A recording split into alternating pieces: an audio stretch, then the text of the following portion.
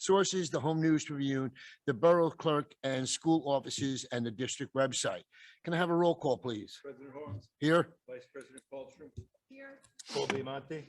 Here. Mark Fernandez. Here. Z Infante. Here. Dr. Brittany Kirkland. Here. Jennifer McCarr. Here. Constance Catella. Here. All here. Okay, please rise for the flag salute.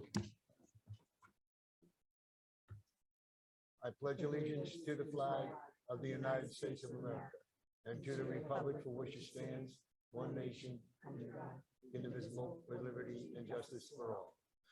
Thank you.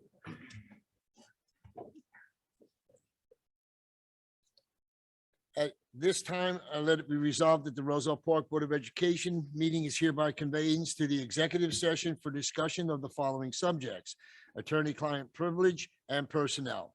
It is anticipated that the executive session will take approximately 60 minutes. The board may take action during public session. The board shall return to public session following an executive session at approximately 6 p.m. The minutes of this executive session shall be released to the public when the reason for the executive session no longer exists. Can I have a motion to go into executive? Do I have a second? Second. All in favor? Aye. We are in executive. Thank you.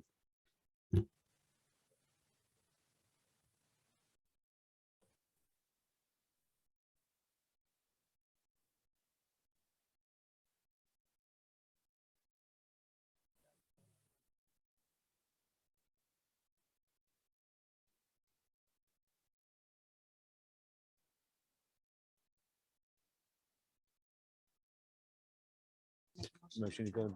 Okay. Can I have a motion to return to public portion? So moved. Have a second? All in favor? Aye. Motion carries. I apologize for being a little late in our hour, but we were having heavy discussions. At this time, I will go into the public portion. And this public portion would be on agenda items only. Anyone wishing to speak, please come to the mic, state your name and address. You have 3 minutes to speak.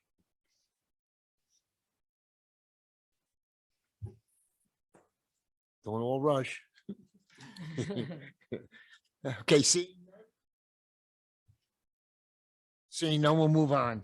At this time here, do I have any committee reports? Yes, President Harms, I have a committee report. The Technology Committee met on Monday, March 28th. And so I wanted to give everyone here a recap of that conversation. So what we started discussing was a few upgrades that were made last year. So like, for example, we upgraded our data usage to 20 gigs, which allows for increased bandwidth and reduced connectivity issues throughout the district. We have a 1-to-1 ratio for laptops for students and staff. And then there are also pre-recorded videos on our district's YouTube channel to walk parents through how to access systems such as Genesis. So currently the IT department is also assessing the capability and lifespan of the current smart boards and interactive boards that are in each classroom. And so for the ones that do need to be replaced, that process will begin this summer, depending on shipping times for equipment. The IT department is also continuing to research and implement more web security and cybersecurity measures. So I don't know if everyone is familiar with this, but there has been an issue within the education space about hackers corrupting entire networks and like holding information for ransom. So this is a very big deal, and very happy that our IT department is being proactive about it. Also, our IT department is working to increase their communication and accessibility to parents, students, and staff through their ticketing system, and also having quicker response times to phone calls and emails as well. Also, we received some feedback about the way information is displayed on the district website and about particular information being outdated. So we discussed how to make the website more user-friendly. And then also we discussed ways about how to update particular school information. So you'll see those updates slowly be rolled out. Thank you. Thank you. President Harms, I have a report. Oh, this microphone. For the Operations Committee, we met last month and had a discussion about our voting policy and exploring options for our future president and vice president elections, having a discussion with Mr. Garrido about what that policy can look like. So we'll report again on that after we've had further discussions with the superintendent. Thank you. Anyone else? So yes, for Personnel Committee, following a extremely thorough search for a BA, the Personnel Committee is recommending one of the candidates. I hope I'm saying his last name right, but it's Mr. Attila Sabahoglu. Okay. He has over a decade of business administrator experience and was highly recommended. And we're very excited to have him be part of our Roselle Park community. So. Okay, thank you. Anyone else? Negotiation committee met last month and negotiated with the custodians and came to an agreement on a raise and a contract for the next 3 years. Thank you. Anyone else? Hearing none. At this time, we'll move into the superintendent's report. Mr. Garrido. Thank you, Mr. Harms. Good evening, everyone, and thank you for coming. We will begin our superintendent's report with the budget presentation, the annual budget presentation. So if I can ask the board members to go to the front and Mr. Olivardi and I will present.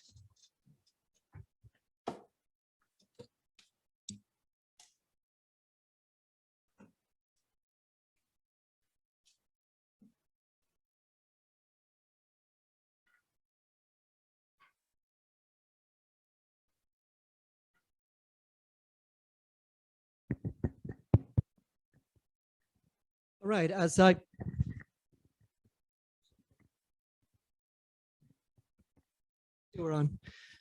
mentioned, today we have the budget presentation for the 2022-2023 school year, as we annually do. First of all, I would like to begin by thanking the Finance Committee, Ms. Susan Kallstrom, Ms. Jen McCarr, Mr. Mark Fernandez, and our interim BA Business Administrator, Mr. James Olivardi. People don't realize the budget process, it's a long, tedious one. Starts way back in probably October with preliminary work on the budget. It really picks up in December where we get the input of all of the administrators of the different programs, directors, principals, and so forth. Then we move on as we proceed on what the budget will look like. And then, of course, we have to patiently wait for the state aid to come out, which this year came out much later than usual in mid-March. So once we get all that information, then Mr. Olivardi will put the budget together, and that's what we're presenting tonight. And I just want to remind everyone, the presentation and the actual budget will be posted on the website tomorrow morning. Okay, so if you miss anything, you can go back and you can definitely review both the presentation tonight as well as the budget it will be on. And I want to begin by, first of all, I'm very excited. We have a really good budget this year. We were fortunate, we received additional state aid. We're able to do quite a bit of things with it, which we're going to show you in a minute. So good, Mr. Hyde. Okay, as you see, our Board of Education members, and we have an open position. That's why I think we have some members of the community here for their interview. Go ahead, Mr. Hyde. Okay, so it all begins with a strategic plan.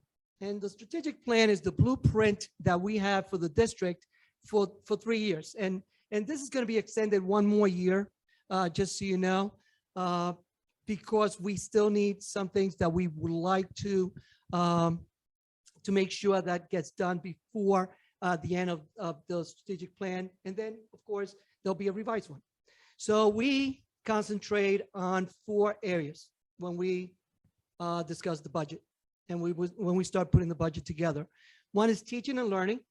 And as you know, is our priority. Full education, social and emotional development for all students, access to a rigorous curriculum, infrastructure that will lead to high academic achievement. These are our goals for teaching and learning. Then, of course, student support, more now than ever after the pandemic. As you know, our students need more and more of our support here at the schools. The commitment to ensuring the success of every student, providing quality education through student support services.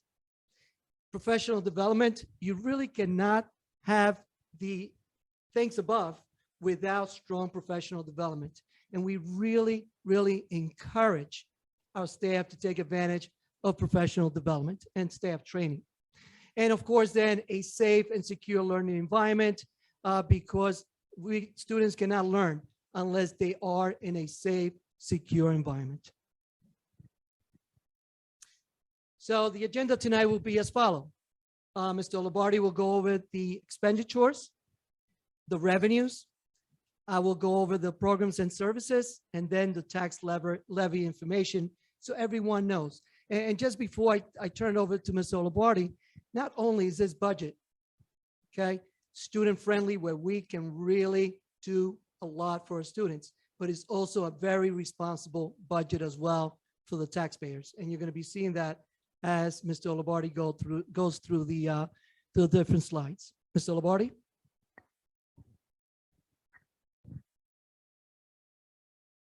Okay, this is the basic changes, the biggest changes that we had in our budget. Of course, we have salary increases, health benefit increases, preschool budget contributions. And the big difference between this year and last year is when I submitted my budget to the county administrator, he wanted me to reclass the painting out of capital expenditures into required maintenance. So that's why you see the negative, the reduction in capital expenditures and the increase in maintenance. But these are the biggest differences in the budget. All right, Chris. This is just a breakdown of where the money's spent. The total budget is 45 million, as you can see. Almost 60% of that is to the student programs, 26,546,410, and breakdown in benefits and in the other areas. All right, Chris. And revenues. Okay, the changes in the taxes is 204,000, which represents 0.89%. In the general fund, it went up 1%. The board wanted to go up 1%, and we had a reduction in our tax debt service. It went down a couple of dollars, so that's why it's less than 1%. As you can see, the big hit for the district is we increased over $2 million with our state aid, and we didn't have to use any reserves at all. That's the breakout of the revenues. And again, the local tax levy, this is just a breakout of each revenue and how much a percentage of the budget it represents. Chris? Okay, the tax levy. As you can see, it's pretty much a snapshot of what we had before, but I wanted to list each year on how much we went up, and we went up, it's 88 point, it's less than 1% because of the reduction in debt service. The general fund went up 1% and a reduction to the debt service, which equals 0.88%. Again, the classroom instruction is the primary percentages of money, and the rest of the breakout to equal 100%, but 60% of the money goes to classroom instruction. This will be posted tomorrow, and our comparative per pupil cost of 18,000 is significantly less than the state average. Go ahead, Kristen. Okay, per pupil cost here again. I'm sorry, it was not per pupil cost, it was administrative cost, excuse me. This is the per pupil cost.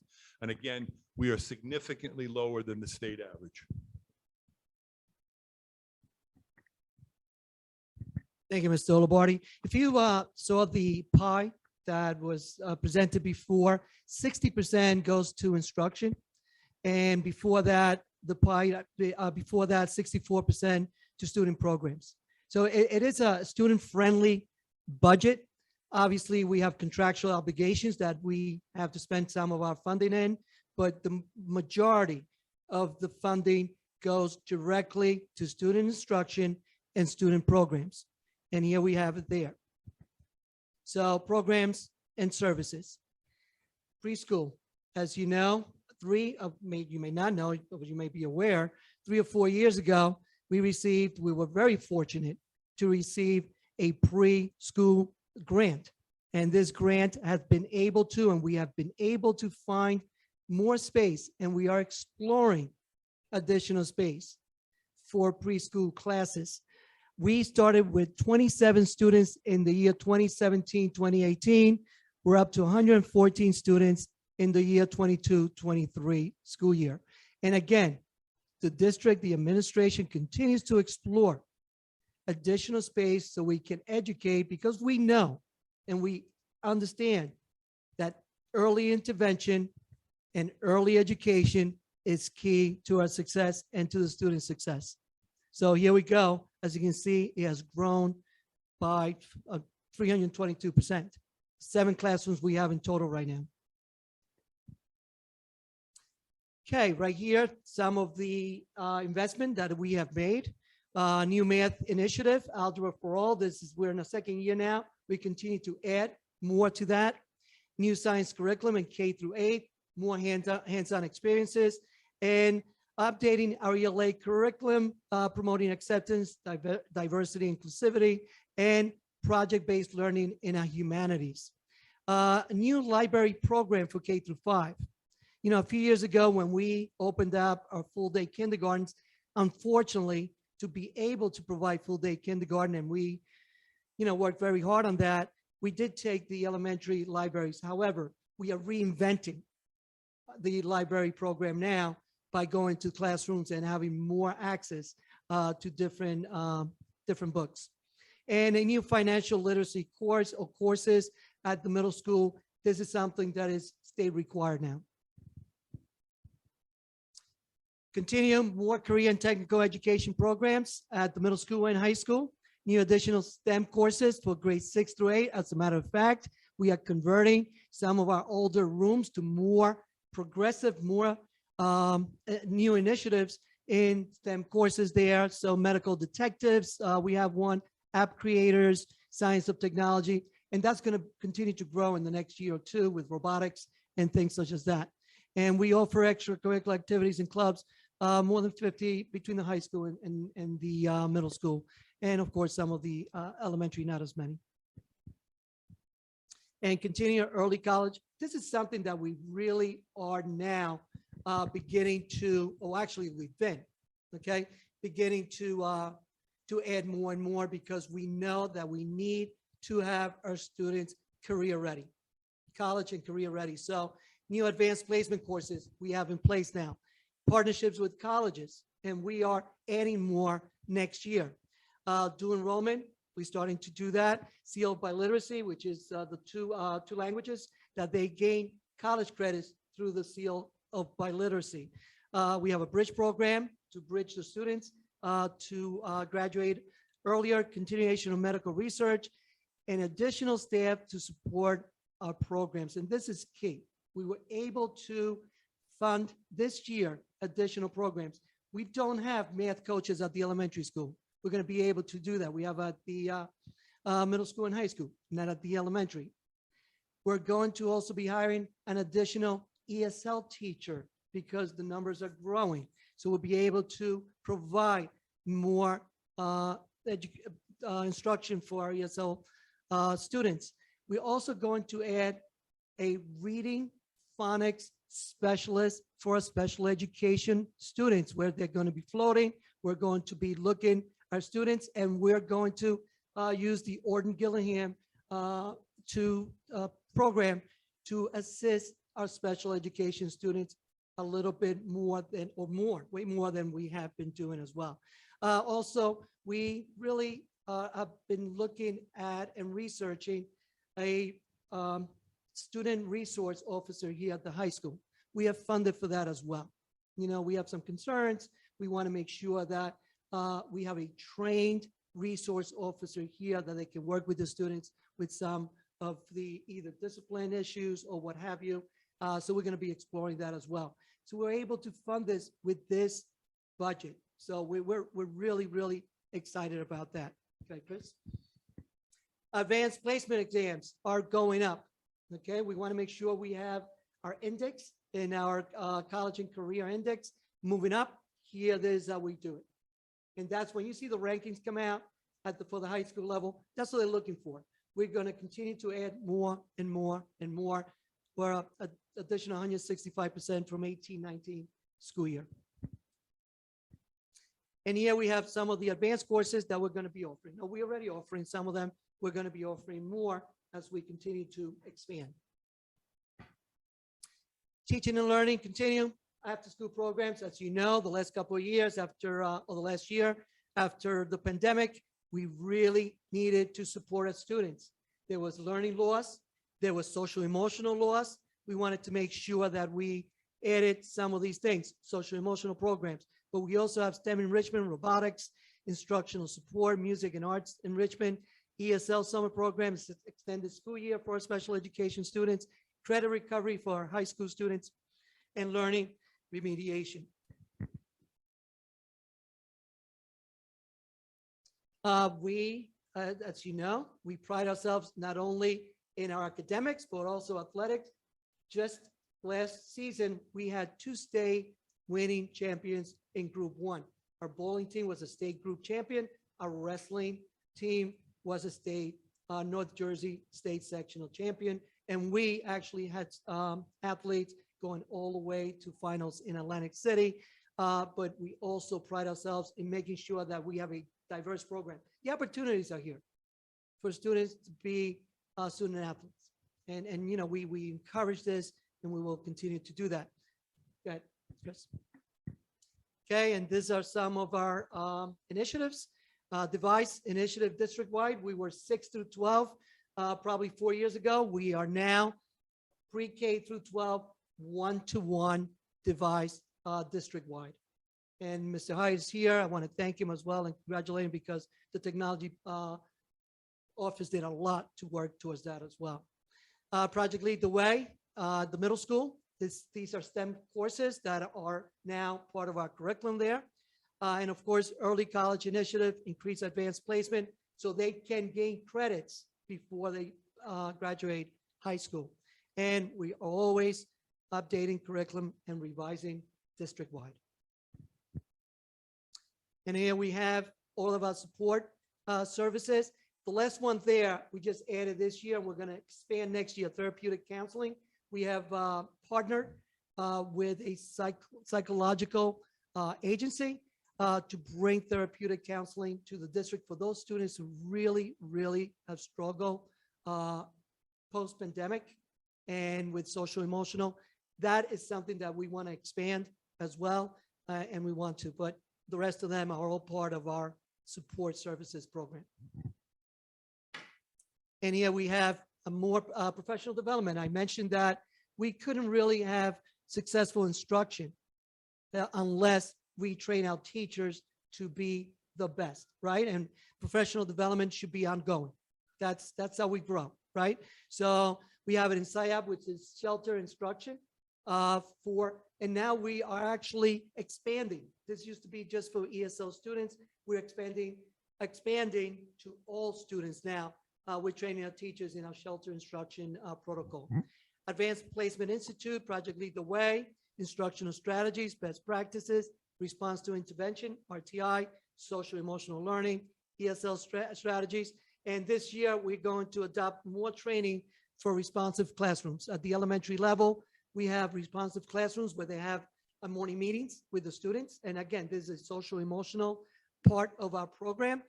So we're going to be training our teachers on how to better have these responsive classrooms where we really respond to our students' needs. Okay. And safe and secure learning environments. You know, we want to provide our students with top-rated environments. You know, if they're going to be here and they're going to be part of our programs, why can't we? And we found, and we have found, and we are planning more replacing new things that we really need to. For example, the field lights replacement, they're happening this summer. Now, this is something that, you know, not only our school uses, but our community, which is our students as well. You know, this will be open Monday through Sunday. I'm sure it's going to be used under the lights. So we're proud of that. Additional security cameras. You know, we're always concerned with our student safety. We want to make sure our elementary schools, we have added security cameras to make sure we provide the safety. A new paging system. There was some concern. They were really aging, especially at the middle school. I don't know if there are any middle school parents here, but we wanted to have a new paging system so every student hears announcements. They're, you know, getting older. If there is an emergency, want to make sure the announcements are heard. We put in paging systems at every school, but we're starting with the middle school. The track and tennis court resurfacing happened last year, and you know, we're very proud of that. And here in this auditorium, I don't know if you've been here in the summer or in September, it gets incredibly hot. Well, it's not going to be hot anymore. We're going to have an air conditioning unit, HVAC, put into this so students can have more summer, late spring, early fall programs and be comfortable. All right, safe classroom spaces. We learned a lot during the COVID pandemic. We learned a lot about safe classroom spaces. We're going to continue to make sure we monitor these things. Server room relocation at Sherman in the middle school. We did it at Aldine last year. And what was happening, some of these servers were in classrooms. They were noisy, they were heavy, they were bulky. We put them in a place where they're more secure and safer. And we're in the middle of that right now. Fire doors replacement at the middle school. These are older doors, fire doors that really are not up to code. Well, they're up to code, but they're getting older. So we are replacing those again for the safety of our students. And of course, paving and painting our buildings. Robert Gordon and Sherman will be painted hopefully this summer. I'm not sure, but we do have plans for that. And new HVAC system we're planning at the elementary schools as well, in the gyms, in the cafeteria. Again, students to be safe, better, healthier air, as well as more comfort. And I'm going to close it up with Mr. Labardi for the last slide. The last slide is the tax levy information.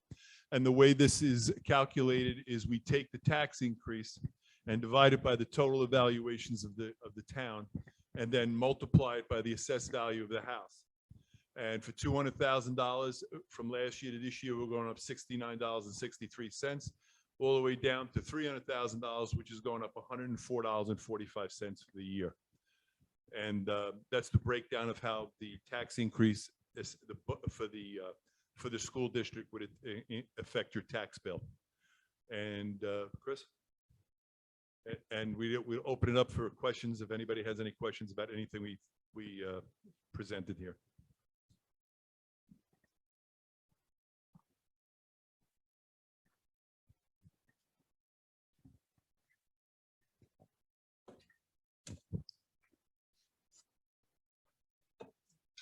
My glasses. I can do it without.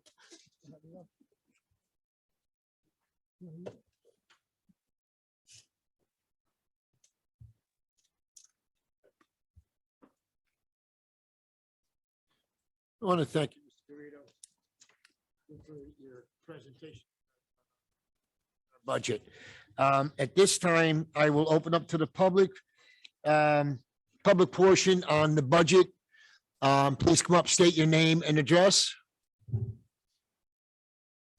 Katie McDermott, 730 Galloping Hill Road. Thank you for your time and dedication to the students of Roselle Park. Special thanks for providing Orton Gillingham instruction. It's desperately needed. Part of my routine the weekend before any Board of Education meeting is to check the district website and see if there have been any changes to the location or time of the meeting. This is what I did the weekend of March 12th and 13th. At that time, per the notice published on February 28th, the March 15th meeting was listed as a closed session. Imagine my surprise when I found out later that it was actually an open public session with the budget workshop. No notice regarding this change was ever posted. In addition, the presentation, not the video, given at that meeting has not been shared on the district website. I just described one example of the ongoing lack of transparency and communication within our district. As per the New Jersey Department of Education 2022-23 budget guidance, which I trust you have all read, there should be clear communication regarding the budget process timeline, as well as an effort made to engage the community. As a co-leader of the district CPAG, information regarding the special education budget has been requested multiple times with zero information provided. On numerous occasions, the co-leaders and I have also asked to be included in the budget process. How can we, the parents of this most vulnerable population, advocate for additional services and programs when we have no idea what has been budgeted? I would suggest that you all check out the most recent issue of the New Jersey School Board Association magazine.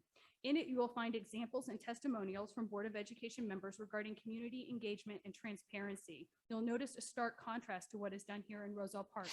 In addition, you don't have to look far to see districts setting excellent examples. Both Westfield and Livingston posted detailed budget information almost a month ago.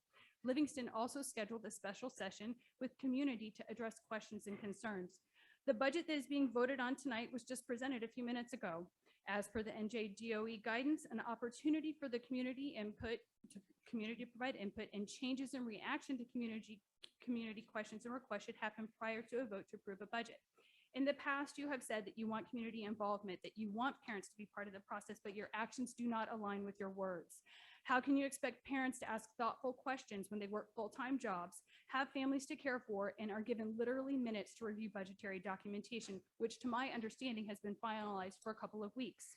I hope you will postpone this vote, give the community the time it deserves to review the budget, and take time yourselves to reflect on how the process can be improved next year, following some of the examples I've provided. Thank you very much. Thank you.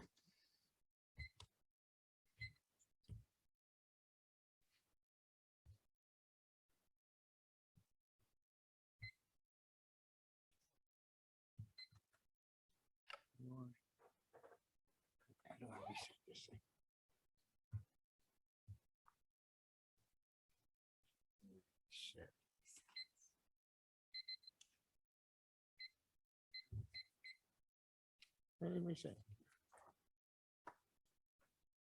We said.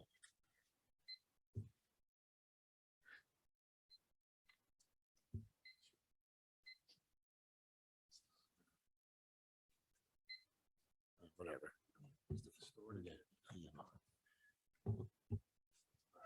Okay. Hello, Jackie Garcia, 600 Laurel Ave. In addition to Ms. McDermott's request, I too have requested in the past during these similar budget meetings to actually provide construction values, construction costs, start and end times for these projects. Year after year, we see the same projects, glossed over the screen.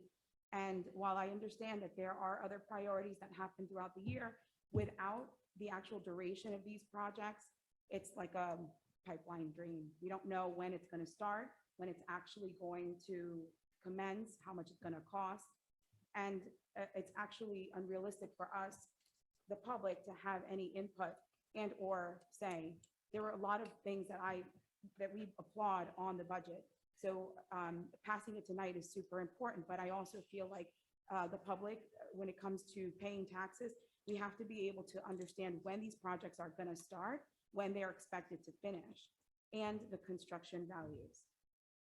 Specifically, there was a item for additional security cameras that I think that's been on our plan for a couple of years now.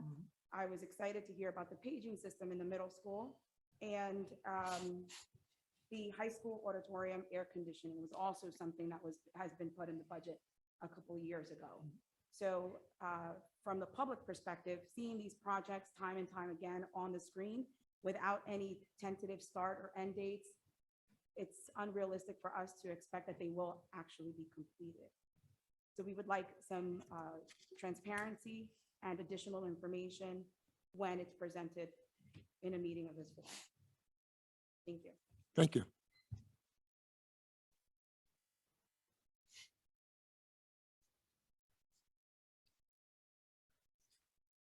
Anyone else?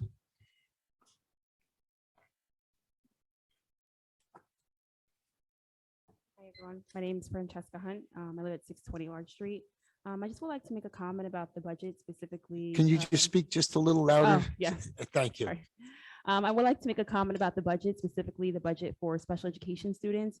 As you are all aware, funding is an important component to providing a high quality education, and it often leads to improved outcomes for all students. Therefore, it is importantly critical for districts to spend the money wisely to help close the achievement gap and improve outcomes for our special education students, which is a very vulnerable population with unique needs. Increasing the funds or reallocating the funds can help meet the needs of special education students. For example, reallocating the funds can allow teachers to receive extensive and specialized training so that they can provide support and research-based evidence interventions for students who are struggling academically, socially, emotionally, and behaviorally. It can also increase the need of having more counselors and partnerships with local counseling agencies at each school for the needs of our unique students as well. Having more funds for the special education budget or reallocating the funds can also increase speech therapists. Many of our families, as you know, I'm a co-leader of CPAC as well, have expressed to us that some of their students who are nonverbal speaking students are only receiving speech 2 times a week, 3 times a week for 20 or 30 minutes. In my opinion, if a child is nonverbal, they should be having intense daily therapy to help them with that need. Also, additional occupational therapists are needed. Case managers are needed. Our case managers are currently overwhelmed with the amount of caseloads that they have at this moment. If we had more additional funding or just reallocating the funds for special education in particular, we could also provide more programs such as co-teaching models and inclusion classes. We have seen the increase over the years in self-contained classes, but we haven't seen the increase in inclusion settings. And we know as educators that research shows that inclusion programs provide better opportunities for learning for all students, special education students and general education. So an increase in funding or reallocating funds can also help improve the curriculum for our students, create more support programs, and these are just some of the things that we could be doing with those funds to help our students in particular. Thank you. Thank you.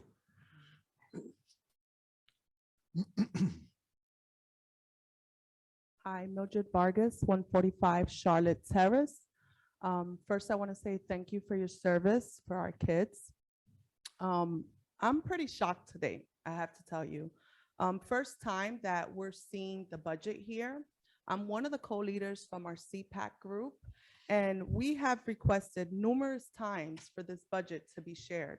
Just to be surprised tonight, first time we're seeing it, not given enough time for the public or anybody in the community to even review the budget. Not only did one of my other co-leaders come up here and share with you how other districts share this information time and time ahead. We have the information from Westfield, we have the information from Livingston. So a small district like us, why is this happening? Why don't we have transparency? Additionally, I want to mention, have any of the board members seen this presentation? Was it just tonight that this was presented this evening?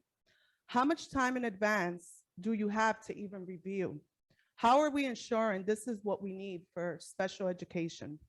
How many times did you have the Director of Special Services review the budget?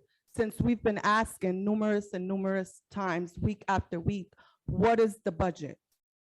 What was any negotiating done? Our children are not getting the support that we need. We should definitely postpone the budget. Thank you. Thank you.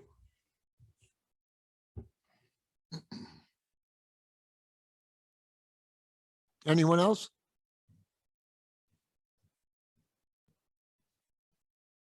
Got a little bit of marching going on over there. We're doing all right. I've seen none. I will close this public portion on the budget. Thank you.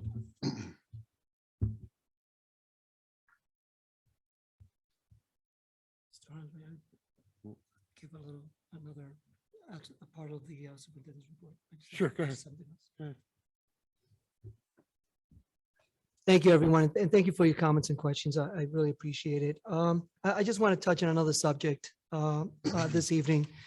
I know that the past couple of weeks, there have been, actually 2 weeks ago, there was the media frenzy and a lot of concerns that came up regarding the health and phys ed curriculum or the standards, and particularly the 2.1 personal and mental health. And I just want to clarify because the Department of Education did come out, I think, 2 or 3 days after all of the media hype came up and clarified for us. And remember, schools are only required to adopt the state standards. We require because if not, we'll be violating the state laws and so forth. And we'll lose funding. However, each district will select their curriculum, their resources, and how things are going to be taught. So I just want to make sure that everyone understands that. I just want to read a little something from that the state actually came out, so you are familiar. It says, it is important to note that the examples that are there, the wording that's there, and some of them are in parentheses, of the performance expectations. You have two things. You have the core idea and you have performance expectation, are not required concepts that must be taught in classes.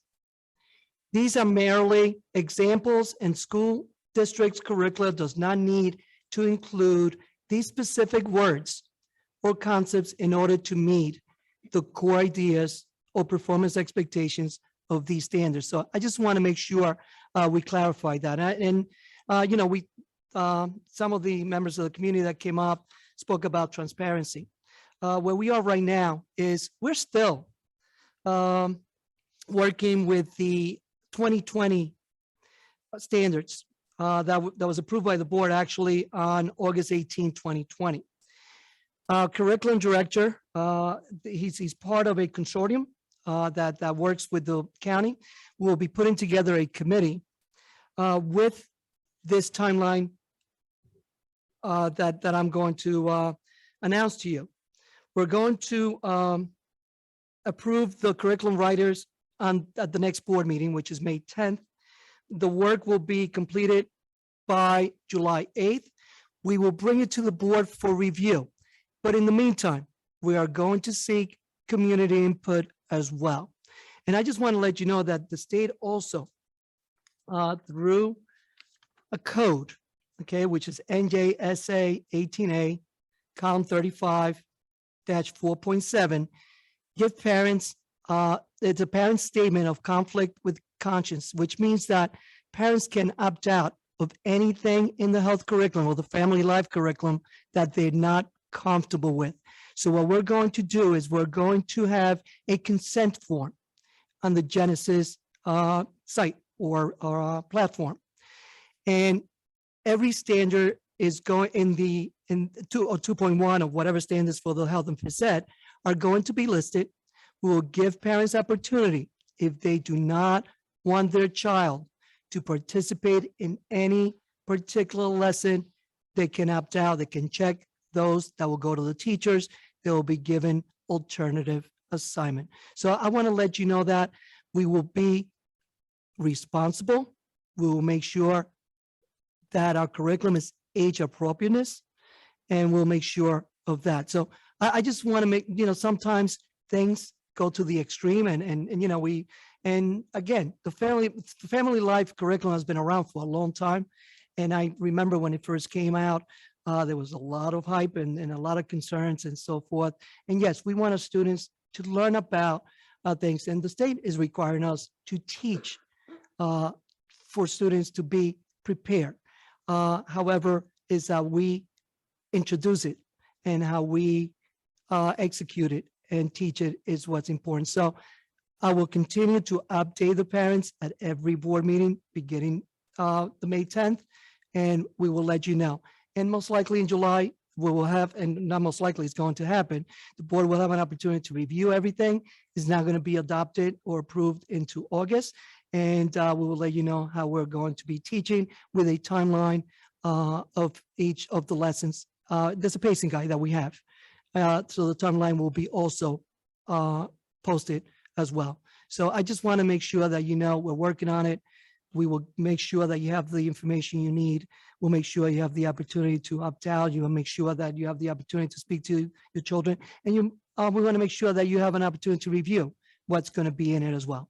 All right. So I just want to make sure that that is announced. Okay. Thank you, Mr. Harms. Thank you, Mr. Garrido. At this time, we'll move on into the agenda under personnel. Number 1, staff appointments. Number 2, district substitutes. Number 3, summer camp staffing list. Number 4, additional athletic coaches for 2021, 2022. Staff resignation, change in assignments, transfers. Number 7, maternity leave of absent request revision.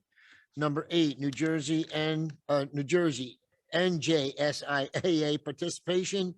Number 9, high school and middle school extension, additional teachers and classes 2021, 2022. Number 10, home instruction, instruction. Number 11, standard-based instructional support program. Number 12, additional mentoring. Number 13, skill-based ELA mathematics support program. Number 14, curriculum writing. Number 15, Title I AP tutorable program. And that is it. Do I have a motion? Make a motion. Do I have a second? Second. Is there any discussion on any item? Hearing none, roll call, please. Vice President Colstrom, Yes, but I abstain from number 3. Paul Biamonte, Yes. Mark Fernandez, Yes. Z Infante, Yes. Dr. Kirkland, Yes. Jennifer McCarr, Yes. Constance Quintella, Yes. President Harms. Yes. Motion carries. On the agenda under education, agenda items 16 through 20. 16, harassment, intimidation, bullying incidents. 17, 2022, 2023, district first aid procedures, physician standing orders. Number 18, education programs. Number 19, education trip request. And number 20, conference attendance request. Do I have a motion? Make a motion. Do I have a second? Second. Any discussion on any item? Hearing none, roll call, please. Vice President Colstrom, Yes. Paul Biamonte, Yes. Mark Fernandez. Yes. Z Infante, Yes. Dr. Brittany Kirkland, Yes. Jennifer McCarr, Yes. Constance Quintella, Yes. President Harms. Yes. Under business, agenda items 21 through 32 and addendum item number 1. 21, monthly certifications. 22, approval of bills. 23, approval of minutes. 24, Secretary Treasurer's report. 25, district medical service agreement. Number 26, tuition rates. 27, grant applications. 28, national school lunch program reimbursement. 29, settlement agreement. 30, adoption of the 2022, 2023 school year budget and tax levy. 31, donation accepted. 32, use of buildings and grounds. And addendum item 1, disposal of properties. Do I have a motion? Motion. Do I have a second? Second. Any discussion on any items? Yes, 30. Okay, What, if we were to extend, just so some of the parents extend doing the budget next month? Constance, what- can you talk in? Like, I apologize. That's right. If we were to push the budget to next month, what problems would arise? Is that a possibility or? No. You have to have a special meeting. No. Yeah. We'll have to have a special. But I just want to address, and I know there was some confusion on the March 15th, but that was the public workshop. And I know it was brought up. And again, there might have been some confusion. That was the public workshop that was at. Also, when I did my presentation, a lot of time goes through this and finance committee meets. I think they have maybe 6, 7 meetings all along. And all of our administrators are part of what the budget is made up. They give input. They meet with the business administrator. They meet with the superintendent. We make sure that we hear what their needs are and what their wants are, so we can do whatever we can. So I just want to make sure we're clear on that there was enough time for, and again, whether it was posted or not, I can't argue with that, but I just wanted to let the public know this.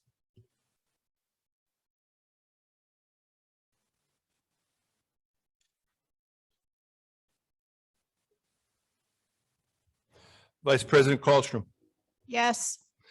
Paul Biamante, Yes. Mark Fernandez, Yes. Z Infante, Yes. Dr. Brittany Kirkland, Yes. Jennifer McCarr. Yes, except for number 30. Is that a no or an abstention?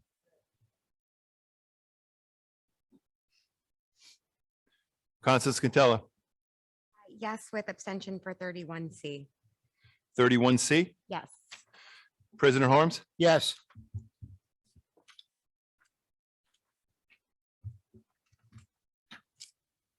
At this time, we'll move on to continuing business.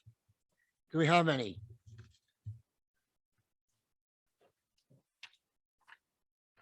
Hearing none, we'll move on to new business. Under new business, we have community members here tonight that are wishing to apply for the seat that's open on the Board of Education. At this time, we'll move into that. Just so we know what's going to go on. What I did is, and I apologize in advance if I mispronounce your last name. Apologize. And all I did was go in alphabetical order. Okay, simple as that. What you'll do, we'll ask you to come up to the mic. I'll ask you questions. I'll go through all six because there is six. When we do come up there, please talk into the mic so the board members do hear what we're saying. And we'll find out what happens tonight. Okay. At this time, I will call Alstone. Is it Miss Alstone?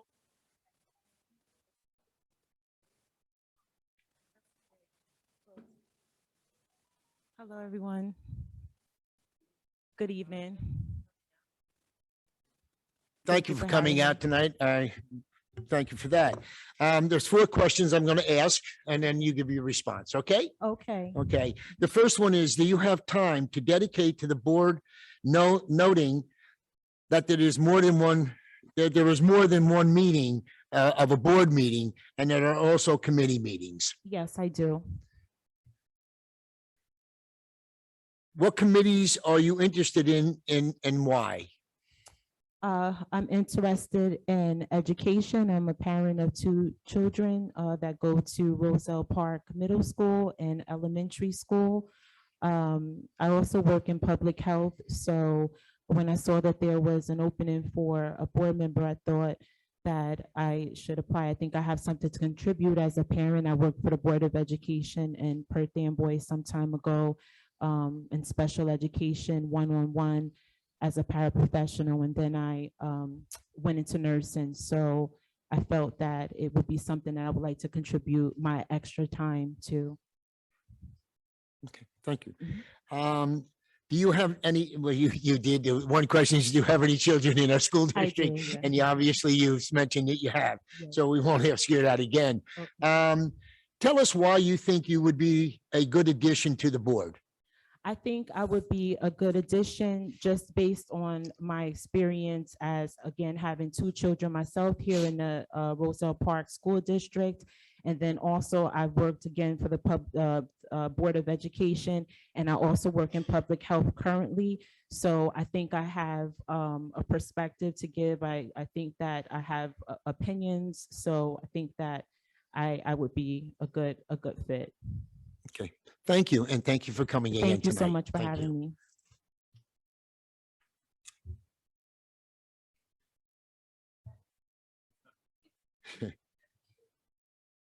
Miss Blutner, is it?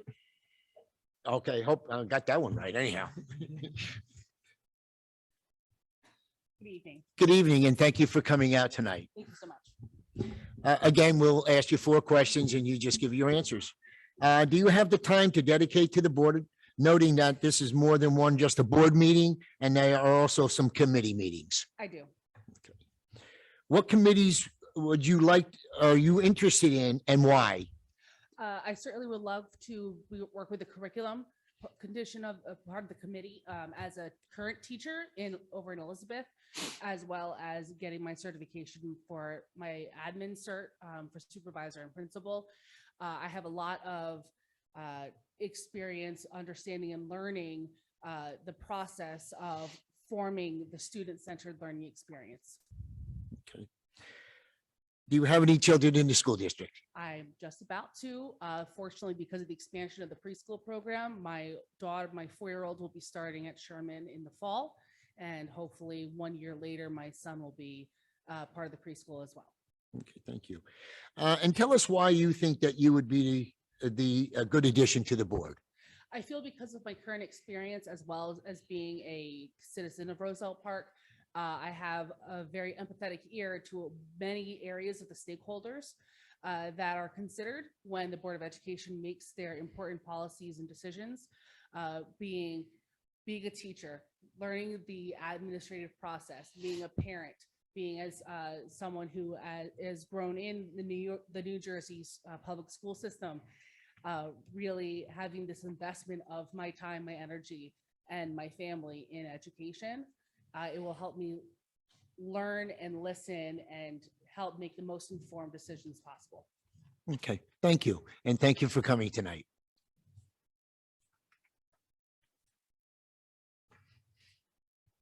Ms. Kuna?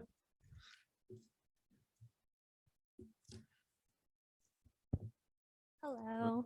Good evening, and thank you for coming tonight. Absolutely, I'm excited. Okay, so you know the process now, right? Absolutely, Okay, yes. there you go. There Go was ahead. 2 ahead of you, so we got it. Yeah. Okay, do you have the time to dedicate to the Board of Education, knowing that there is not just one board meeting, that there are also committee meetings? Absolutely, I'm 100%, and my family is very supportive about it, so count me in. Okay. What committees would you be interested in and why? Anywhere you need me, I'm open to learn. After hearing the whole special ed stuff and the mental illness, I would love to help in any area of that as well, because I think it starts now. I think it's real, and I think we just need an eye opening on that stuff, and the earlier the better. So anywhere you need me, but after hearing all this stuff from before, I would love to help in any other way in the special education. I'm the Sherman PTA president there, and we have a lot of special education children there, and I would love to add other stuff there. I just asked Mrs. Lechner if we could have a communication board, and she said yes. So I would love to add other stuff and just for everyone, not just for one, but for everybody. I just want no one to be left out. Okay, thank you. Do you have any children in the district? Yes, I have Mackenzie. She's 2nd grade in Sherman School, and I have Noah in 7th grade in middle school, and I have a freshman here at the high school. Okay, So you I'm got busy. him. Okay. Tell us why you think you would be a good addition to the board. Because that's all I am. I'm just focused on the children. They're our future. I have such a big passion of helping and giving back to the community. I'm just 100% committed. That's what I live for. What I breathe for is the kids. That's all I think of. And I just love to give back. I'm just very passionate about it and committed. Okay, thank you. And thank you for coming tonight.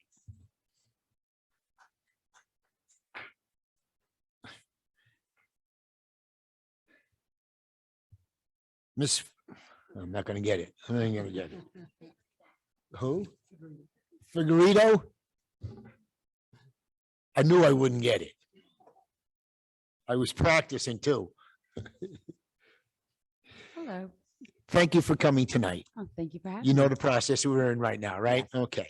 So the first question, do you have the time dedicated to the board, knowing that there is not just board meetings, but also committee meetings? Yes, I do, since I come to every single one of your board meetings as it is now. And I'm not a member. Okay. What committees would you be interested in? Why? Actually, I love finances. I actually do that for my company now. I'm very good at it. Numbers come to me very easily. So that is a profession that I would love to be involved.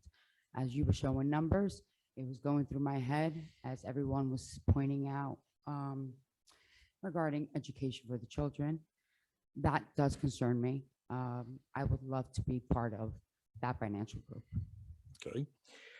Do you have any children in the school? I do. I have a daughter in middle school, which I'm president of the PTA, and I have a daughter in high school. Tell us why you think you would be a good addition to the board. I think I would be a great addition to your board. I come every meeting, I listen. I do report back to parents. There are a lot of parents that do not understand your meetings. They do not comprehend what is happening in town. And I think as a community, I do go back and I do speak to parents. I think a lot of parents like myself, my parents, when they came here, my parents did not speak English. I had to translate everything to my parents. I think it's very important that parents should be united and committed. And I think as a part of a board, I would be that. I want to be part of something that is special, that I can represent children that are needed. My children, they are the future. You know, kids need us as a parent, not only to support them, to back them up. And I think as a board, that's what you need. Okay, thank you. And thank you for coming tonight. Thank you.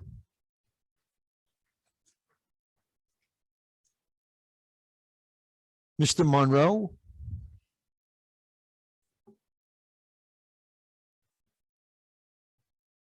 Good evening.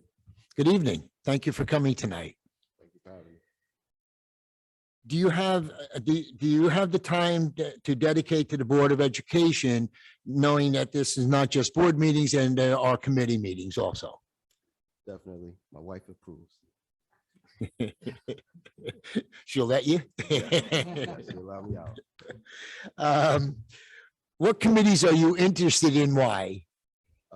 Basically, I can adapt to any committee. I can adapt to finance, owning a small business, looking at contracts, curriculum, diversity committee. Basically, anywhere you need me to sit, I'll adapt to it. Okay.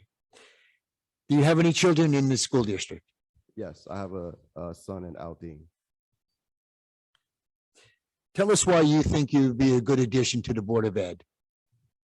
I definitely want to be a part of the Board of Ed because not only I'm a great team player, I feel like the board can use, some great positive energy.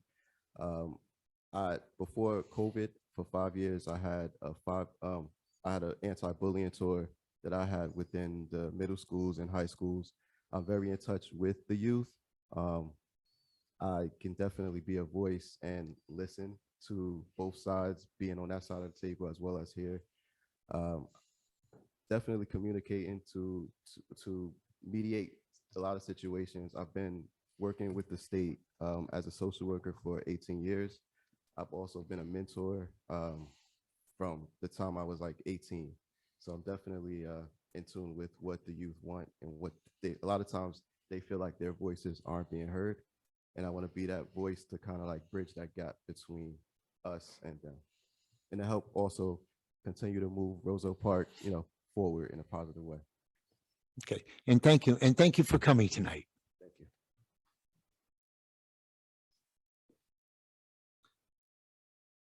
Ms. Reagan?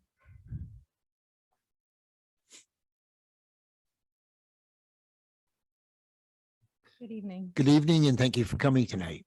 Thank you for having me. Do you have the time to dedicate to the Board of Education, knowing that there's not just board meetings, but there are also committee meetings? Yes, I do. What committees are you interested in and why? I'm open to anything. I'm a team player. No matter where you need me, where I end up, I will make it work. I would probably do very well in the diversity or curriculum committee, but anywhere. Okay. Do you have any children in the school district? I do. I have Jamie and James, who are sixth graders in the middle school right now. Okay. And tell us why you think you would be a good addition to the board. I am currently a special education teacher in Elizabeth. I have worked in special education in some form for the past 17 years. I have a lot of experience from the classroom. I have a lot of experience just in general in the school system that I could really bring to the board. I also was I'm still an EMT. I've been in EMT for 23 years, and I have a lot of experience in that field that I can also bring with me to the board. Okay, good. Thank you. And thank you for coming tonight. Thank you.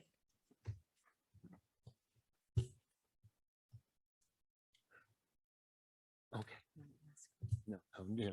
I want to thank all six community members coming out tonight. Thank you for your interest in the board. We have one opening. So now it's going to be up to the board to see which one.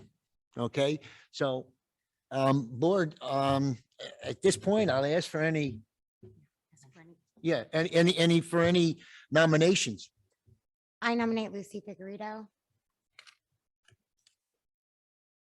And just just to clarify, so everyone's on the same page, so any nomination must receive a second in order for that person to be put forward to eventually take a board vote on. And then I will explain the voting process once all of that is determined. Any nominations need to occur at this time. So sorry, Ms. Quintella, if you could just repeat what you said so that we're all on the same page. I nominate Lucy Figueredo. Do I have a second? Second. We have a second. I'll ask for other ones, correct? Is there any other nominations? I'd like to nominate Chris Monroe. Second.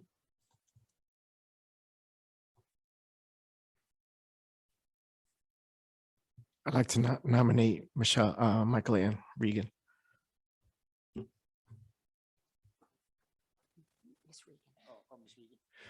Do I have a second? Do I have a second? Second.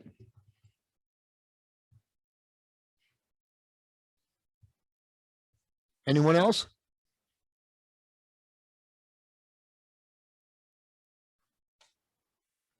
Okay, at this time, I will close the nominations for this position.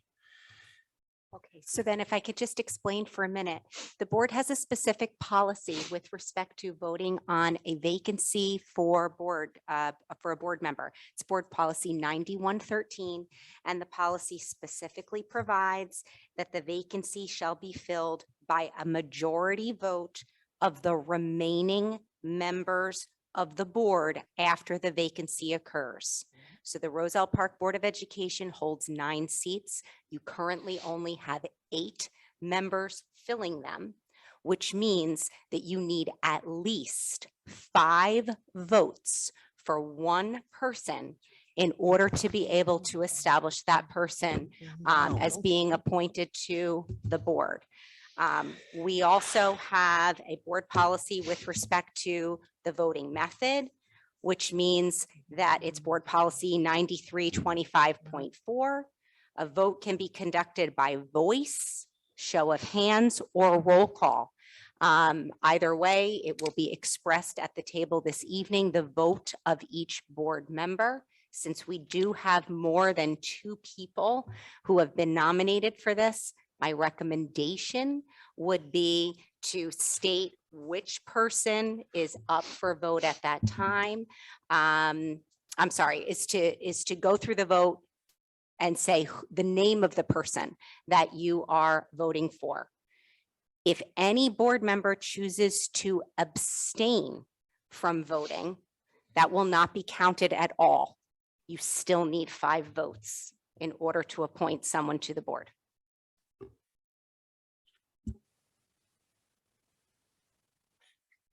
If the board, okay, President Harms just said we're going to be here all night. So the way it works, this is set forth again in board policy 9113, which reflects the state of the law. When there is a vacancy on a board of education, the Board of Education is provided with 65 days from the vacancy in order to fill the position. Tonight is only day 42. So if the board is unable this evening to appoint someone, one option is to wait until the next board meeting, May 10th, in order to place that appointment. You will still be within the 65 days. If you are not able to appoint someone to the board within the 65 days because we cannot reach a majority 5 vote, the executive county superintendent will pick anyone at random. It does not need to be one of these 3 people. It does not need to be one of the 6 who applied for the position.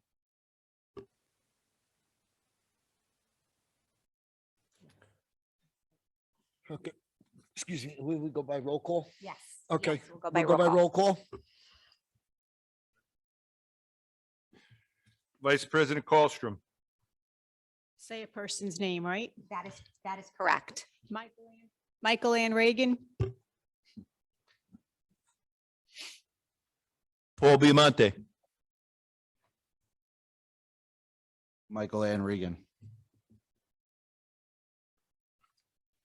Mark Fernandez, Michael Ann Reagan.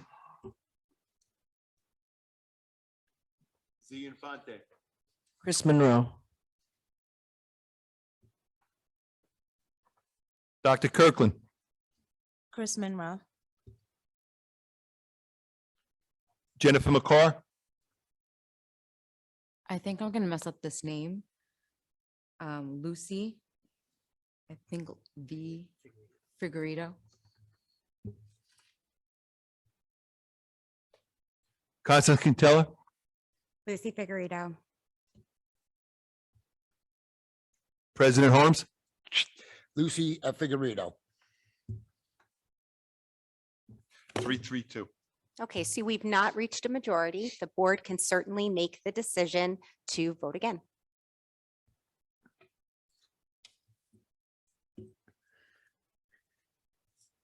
We will go one more round.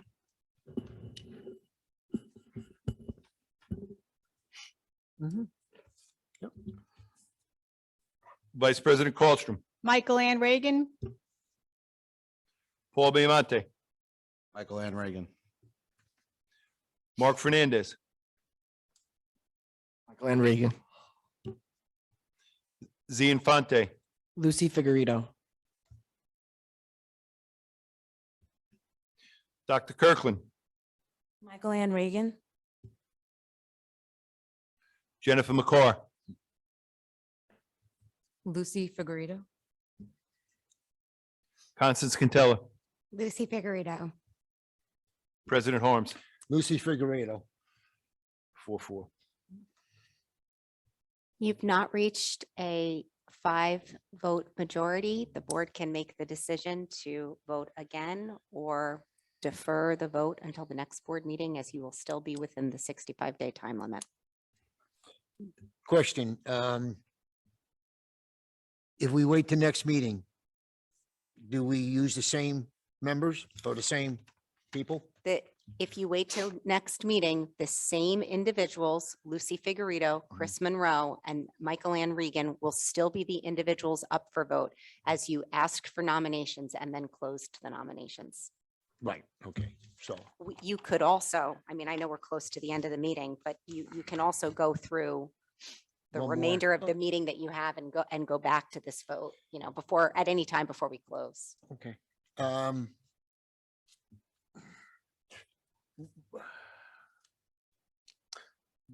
Just a question, we're going into closed after we get done with the agenda here for client, client privilege.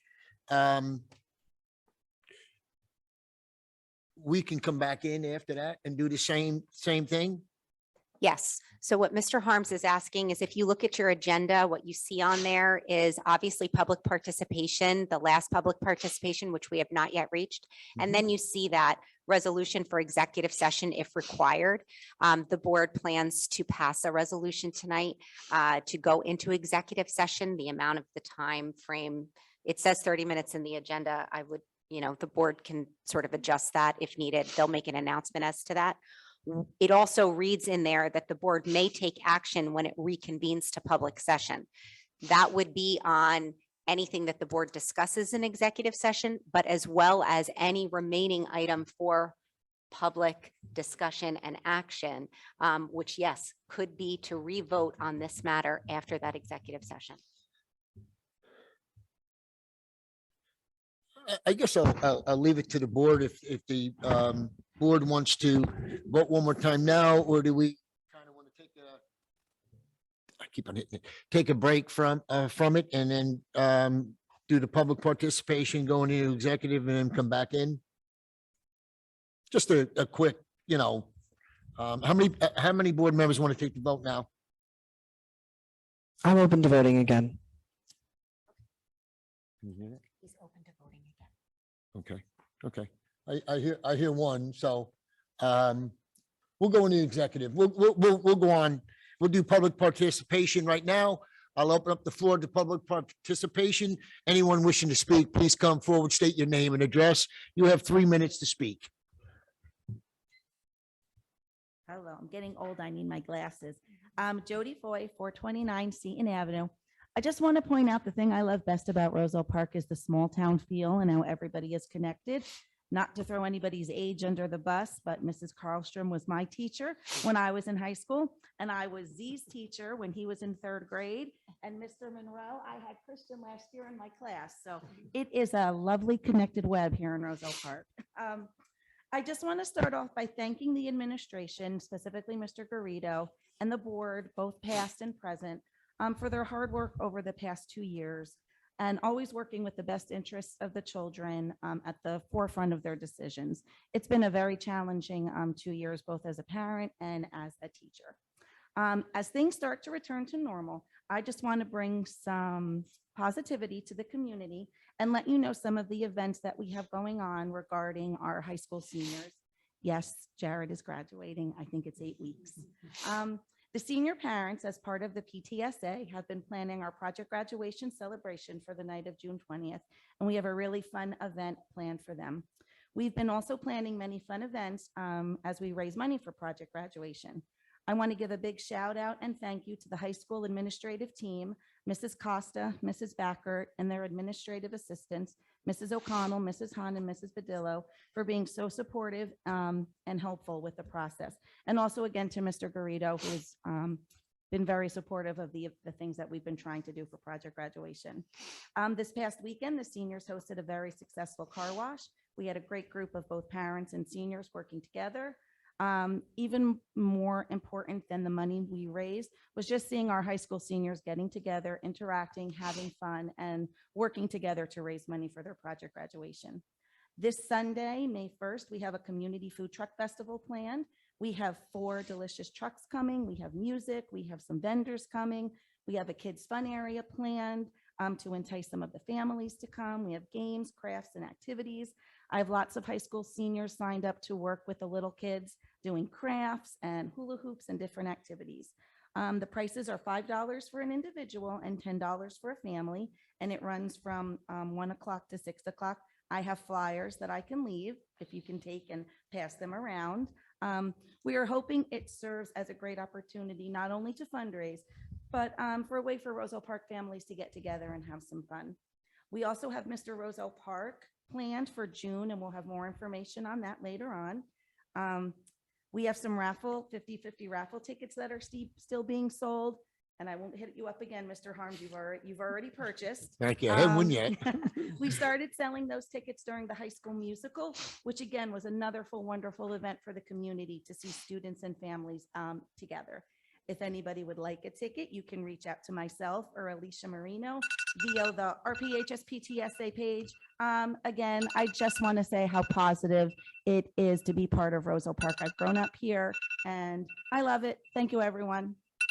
Come to our food truck festival. Oh, shush. Thank you. I'm trying to shut this thing off.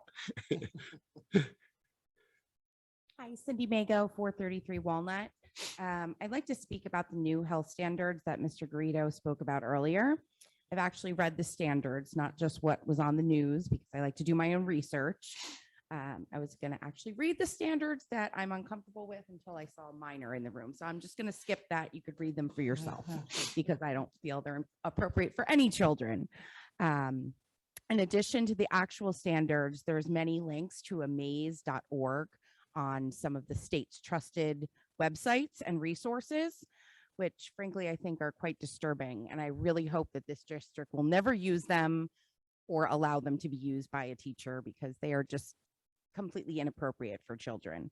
All the information I found on there about the new standards, it really makes me question what we're teaching our kids. Why are we sexualizing our children, especially this early? The new curriculum oversteps the line, in my opinion, between home and school. I'm asking that you make the choice that puts these sort of topics back where they belong, with the parents. You have a choice to not adopt this curriculum, even if it means not receiving full state funding. if you can't do that or you won't do that, you should have more transparency in the adoption process and curriculum writing. In addition, instead of an opt-out, I ask you have an opt-in to ensure that everyone knows exactly what will be taught and parents have the time to make a choice that's right for their family.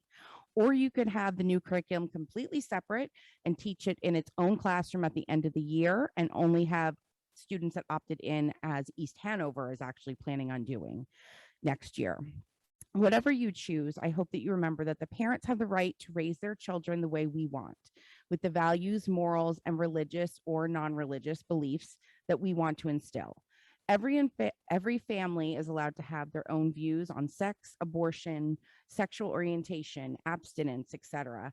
So leave this up to the parents and let's just catch our kids up on what we're behind in: math, reading, social studies. We're 2 years behind from the pandemic. So let's concentrate on that in school and leave the morals and values and this sort of thing to the parents. Thank you. Thank you.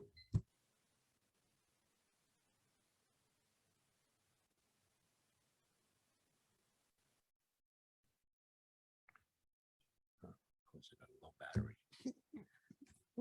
Hi, Susie Biamonte. I live at 32 East Clay Avenue in town.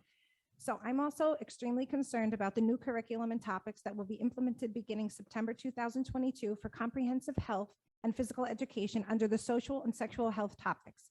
The state has mandated certain information must be taught to children by the end of 2nd, 5th, 8th, and 12th grade. There are several topics I'm uncomfortable with. There are state recommended resources given to the Department of Education, which in return are listed as resources to use while when implementing the new curriculum in each district. Some of these resources are in the forms of videos and they are not age appropriate. These type of resources concern me. I want to know how the curriculum is going to be taught. I'm not saying Roselle Park School District will use these resources, but for them to even be recommended as a guideline for new curriculum is disturbing and out of line. Sexual orientation, gender identity, sexual intercourse, and human reproduction should be introduced at home and not taught at the elementary level. This is an attempt, in my opinion, to brainwash the minds of innocent children. I respect our staff members, board members, department heads, but also feel more than a handful of people should be involved in how we move forward with this curriculum. Parents need to be fully educated and informed well in advance when certain topics are being taught. I do support parts of it, such as health, fitness, overall awareness, mental health, but under the social and sexual health portion, there is room for concern. There is a non-consent form on the New Jersey State website that is available to opt out of this curriculum, but maybe the school district should create an outline for each topic and the exact lesson plan for parents to review. How are we going to move forward with this and keep parents informed? I hope the board will take my concerns into consideration, address these matters, and make the best decision possible for the families of Roselle Park, but most of all, importantly, for our children. For example, the superintendent of East Hanover School District was proactive and sent out a letter informing the parents that they value the importance of partnering with families as they educate students on topics that may include information of a sensitive nature. The school district supports that the parents should be their primary sexuality educator of their children. They told the parents and guardians that they have an option of excluding their children from the sexual education instruction if it is in conflict with their conscience, morals, or religious beliefs. Their conclusion is to offer the sexuality portion on the last day of school year 2023 for a one-time 35-minute class for 2nd, 5th, and 8th grade. This decision was made so children don't have the opportunity to come to school the next day and discuss what was taught to the children whose parents already opted out. I hope Roselle Park will use this as a guide moving forward to protect the morals and rights of our children. Thank you. Thank you.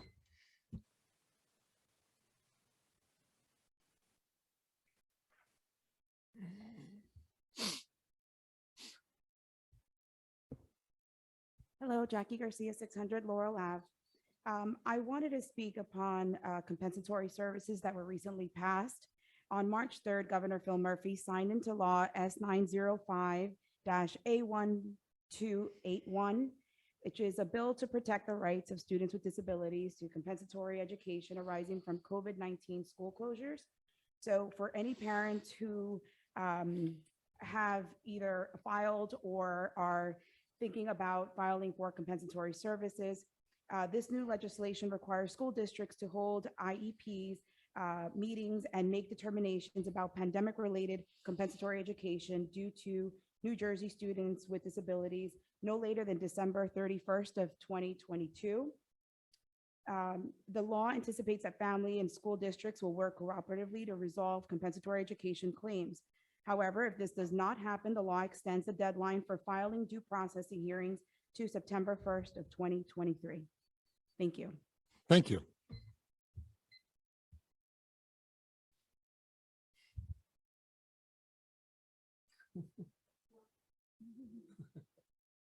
Shouldn't have. I knew you'd find somebody to come up and talk for you. Katie McDermott, 730 Galloping Hill Road. We just wanted to ask if there was an update on our request for a board liaison.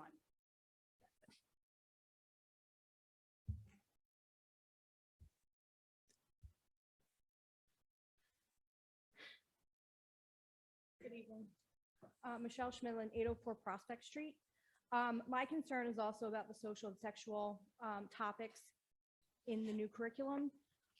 Obviously, all of our children develop at different stages, and I do feel that by addressing this in school as a general topic, we're concerned about social and emotional learning, correct?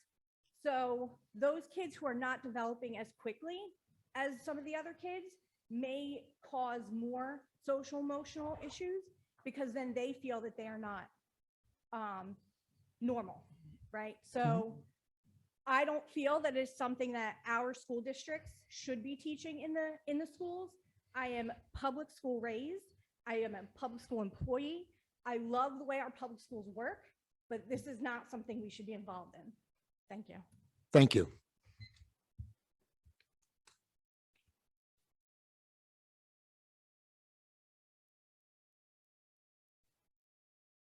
Last call. At this time, I'll close the public portion.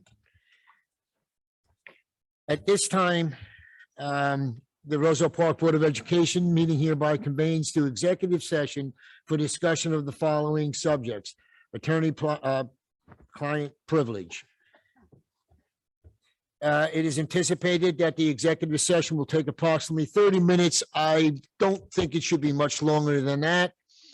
I tell you what, let's go 45 so I'm not, so I don't look bad. So 45 minutes, the board may take action. The board may take action when it reconvenes to the public session, and the minutes of the executive session shall be released to the public when the reason for the executive session no longer exists. Do I have a motion going to closed? Make a motion. Do I have a second? Second. All in favor? Aye. Aye. Thank you. We're in closed.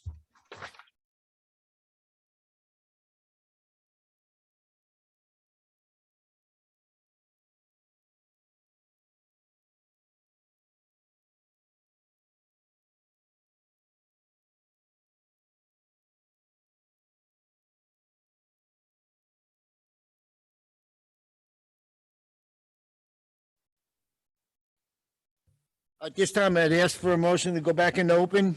Make a motion. Do I have a second? All Second. in favor? Aye. Aye. We're back in open. At this time. Do I want to do this one now? Yes, you're gonna read that. Okay. At this time, the board is going to vote to establish a board member liaison to the district special education parent advisory group for the 2021 to 2022 school year. The board president will appoint a board member to fill this position. Roll call, please. Vice President Colstrom. Yes. Paul Biamonte. No. Mark Fernandez. Yes. Z Infante. Abstention. Dr. Kirkland. Yes. Jennifer McCarr. Yes. Constance Catella. Yes. President Harms. Yes. Motion carries. At this time, I will appoint Ms. Colstrom to be the liaison to this group for the 2021 to 2022 school year. Thank you. Okay, now we'll go back into the position that is still open on the board. Just so we understand that we have the members of Ms. Figaro, whatever. Okay. Holy smoke, sorry about that. I'm tired. Chris Monroe and Michael Ann Reagan, right? We all remember that's what we have? Okay. So we will go one more time around here for a vote. Roll call, please. Vice President Colstrom, Michael Ann Reagan, Paul Biamonte, Michael Ann Regan. Mark Fernandez, Michael and Regan. Z Infante, Michael and Reagan. Dr. Kirkland, Michael Ann Reagan, Jennifer McCarr, Lucy Figueredo. Constance Catella, Lucy Figurito. President Harms. Lucy Figurito. Ms. Reagan get 5 votes. Thank you. Do we? After the meeting to talk to her, you can do it. So, yes, so Ms. Regan, we would ask you to just come up to the dais once the meeting is over. The plan will be to have you sworn in at the May 10th board meeting, and we'll talk to you about the criminal background check and fingerprinting that needs to be processed sort of in the window. Thank you. Congratulations. Okay, is there any comments for the good of the board? Our next meeting is May 10th at 7 p.m. and this will be held in the high school auditorium. If there is nothing else, I'll ask for a motion to adjourn. make the motion. Second. All in favor? Aye. Anyone opposed? Nay, I want to stay. Have a good night, everyone. Yeah.